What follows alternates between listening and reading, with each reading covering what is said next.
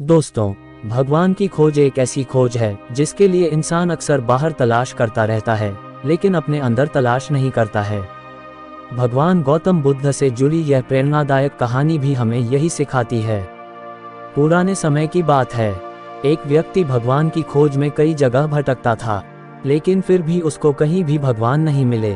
अब भगवान की गहन खोज में उसने 20 वर्ष बिता दिए। फिर किसी व्यक्ति ने उसे बताया कि तुम गौतम बुद्ध की शरण में जाओ, वे अवश्य तुम्हारी खोज में सहायता करेंगे, क्योंकि उन्हें परम ज्ञान की प्राप्ति हुई है। वे तुम्हारी मदद कर सकते हैं। अब वह व्यक्ति बुद्ध के पास पहुंचा और बुद्ध से बोला, हे बुद्ध, कई वर्षों से मेरे जीवन का एक ही लक्ष्य रहा है कि मैं भगवान को खोज लूं। वो कहाँ हैं और कैसे हैं, ये जानने के लिए मेरे मन में शुरू से ही उत्सुकता रही है। मैं चाहता हूँ कि उनसे मिलकर मैं परम ज्ञान की प्राप्ति करूँ। वह व्यक्ति बुद्ध से बोला कि मैंने सुना है कि आपको परम ज्ञान प्राप्त हुआ है, तो इसका अर्थ है कि आप अवश्य ही भगवान से मिले होंगे। तो क्या आप मेरी भगवान की खोज में सहायता करेंगे? इस बात पर बुद्ध मुस्कुराए और उन्होंने उस व्यक्ति से पूछा कि जिसको तुम ढूंढ रहे हो, उसको तुमने कहाँ कहाँ ढूंढा है? वह व्यक्ति बोला कि बुद्ध, मैंने सभी तीर्थस्थलों से लेकर सभी मंदिर और पूरी दुनिया का भ्रमण किया। मैंने वो हर काम किया जो मुझसे भगवान की प्राप्ति के लिए कहा गया था। मैंने गाय को रोटी खिलाई, ब्राह्मणों को भोजन कराया, यज्ञ हवन भी कराया, कई बड़े बड़े अनुष्ठान भी कराए। कई दिनों तक तो मैंने अलग अलग व्रत भी किए और उन्हें ईमानदारी से पूरा भी किया। इसके अलावा मैंने कई मंदिरों का निर्माण भी करवाया। मैं रोज सुबह शाम भगवान की आराधना किया करता था। ऐसा एक भी दिन नहीं गया जब मैंने अपने भगवान की पूजा या अर्चना नहीं की हो। फिर भी आज तक मुझे भगवान नहीं मिले। अब मुझे किसी ने बताया था कि आपको परम ज्ञान प्राप्त हुआ है, इसका मतलब आपने भगवान को जरूर देखा होगा। अब बुद्ध बोले, तो तुम भगवान को ढूंढ रहे हो? वह व्यक्ति बोला, बुद्ध, मैं कुछ समझा नहीं, आप कहना क्या चाह रहे हैं?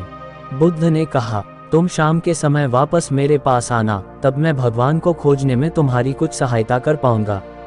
फिर वह व्यक्ति बुद्ध को प्रणाम करके चला गया। शाम हो गई। बुद्ध अपनी कुटिया के बाहर कुछ ढूंढने लगे। वे बड़ी गहनता से ढूंढ रहे थे। जब बुद्ध के शिष्यों ने बुद्ध को कुछ ढूंढते हुए देखा, तब शिष्यों ने बुद्ध से पूछा कि हे बुद्ध, आप क्या ढूंढ रहे हैं? तब बुद्ध ने कहा कि मैं एक मोती ढूंढ रहा हूँ जो एक सफेद रंग का है। ये जानकर सभी शिष्य भी बुद्ध के साथ मोती ढूंढने में लग गए। तभी वह व्यक्ति वहां आया और उसने देखा कि बुद्ध और उनके शिष्य कुछ ढूंढ रहे थे। वह बुद्ध के पास आया और प्रणाम करके बोला, बुद्ध, आपने मुझे शाम को मेरी सहायता करने के लिए बुलाया था। बुद्ध ने कहा, हाँ, मुझे याद है।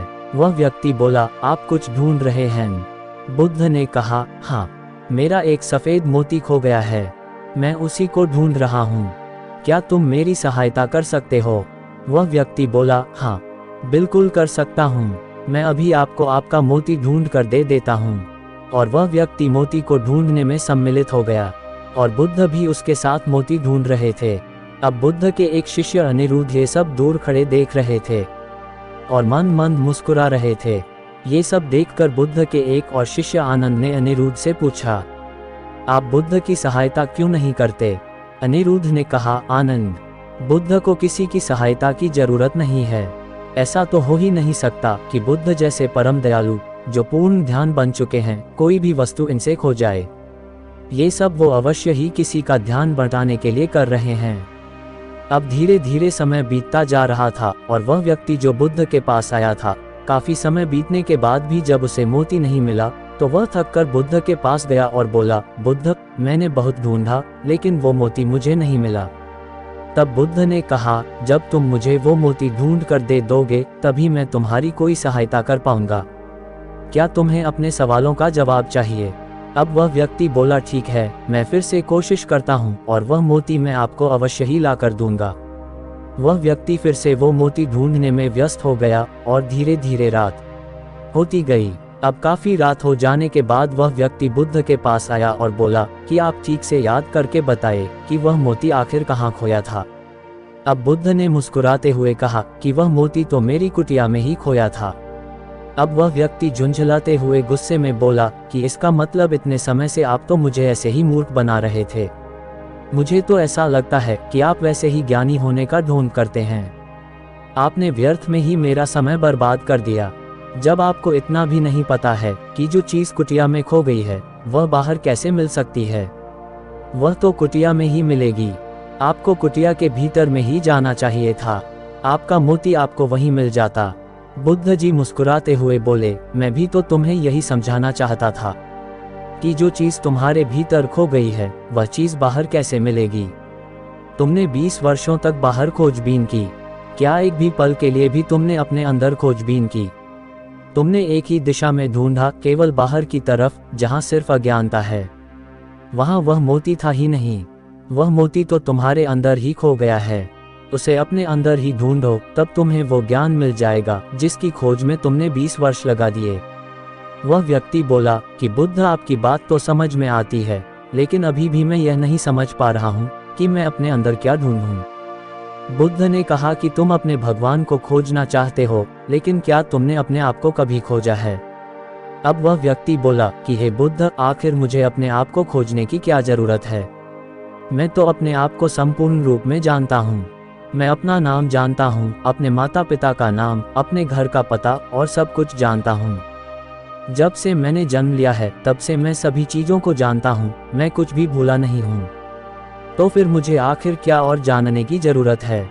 मैं और क्या जानूँ? अब बुद्ध ने कहा कि यह बताओ कि इस समय तुम्हारे सबसे ज्यादा नजदीक कौन है? उस व्यक्ति ने कहा कि इस समय तो आप ही मेरे सबसे ज्यादा नजदीक हैं। फिर बुद्ध ने कहा, तो फिर मुझसे भी ज्यादा नजदीक कौन है? अब वह व्यक्ति बोला, आपसे ज्यादा नजदीक तो हवा है। फिर बुद्ध ने कहा, अब ये बताओ कि हवा से भी ज्यादा नजदीक कौन है? फिर व्यक्ति सोचते हुए बोला कि हवा से ज्यादा नजदीक तो मेरे वस्त्र हैं। फिर बुद्ध ने कहा, तो इन वस्त्रों से भी नजदीक कौन है? तब वह व्यक्ति अचानक सोच में पड़ गया और बुद्ध से बोला, इनसे ज्यादा नजदीक तो कुछ भी नहीं है। फिर तो मैं स्वयं ही हूँ। तब बुद्ध ने कहा, अपनी आंखें बंद करो और बिल्कुल शांत होकर अपने में ही खोजो कि तुम्हारे अंदर सबसे ज्यादा नजदीक क्या है। दूसरे सारे विचारों को हटा दो। केवल इस बात पर ध्यान रखो कि तुम्हारे सबसे ज्यादा नजदीक क्या है। अब उस व्यक्ति ने अपनी आंखें बंद की और धीरे धीरे समय बीतता गया। और तब बुद्ध ने उस व्यक्ति से कहा कि अब अपनी आंखें खोलो। तब उस व्यक्ति ने अपनी आंखें खोलीं। और तब बुद्ध ने उस व्यक्ति से कहा कि अब तुम्हारे सबसे ज्यादा नजदीक क्या है? अब वह व्यक्ति बोला कि पहले मुझे ऐसा लगा कि मेरी सांसें मेरी सबसे ज्यादा नजदीक हैं। उसके बाद मेरी सांसें मुझसे दूर होती चली गई। तब मुझे ऐसा लगा कि मेरे दिल की धड़कन मेरी सबसे ज्यादा नजदीक है। लेकिन धीरे धीरे वह भी मुझसे दूर हो गईं और मैं खुद से ही दूर हो गया। तब मुझे एक अलग ही अनुभव हुआ, वैसा कहीं नहीं हुआ। मैं इस चीज को अभी भी समझ नहीं पा रहा हूँ कि क्या है ये। अब बुद्ध ने कहा कि अब तुम सही खोज कर रहे हो। शीघ्र ही तुम्हें तुम्हारा मोती मिल जाएगा। वह जो तुम्हें समझ नहीं आ रहा था वो सब धीरे धीरे समझ आ जाएगा। अब उस व्यक्ति को अपार शांति का अनुभव हो रहा था।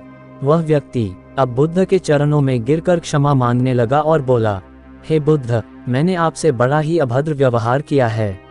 फिर भी आपने मुझे ज्ञान का मार्ग दिखाया जिससे मैं शुरू से अनजान ही था। आज तक मुझे इस मार्ग के बारे में किसी ने नहीं बताया। आपकी बड़ी कृपा रही कि आपने मुझे ज्ञान का सही मार्ग दिखाया।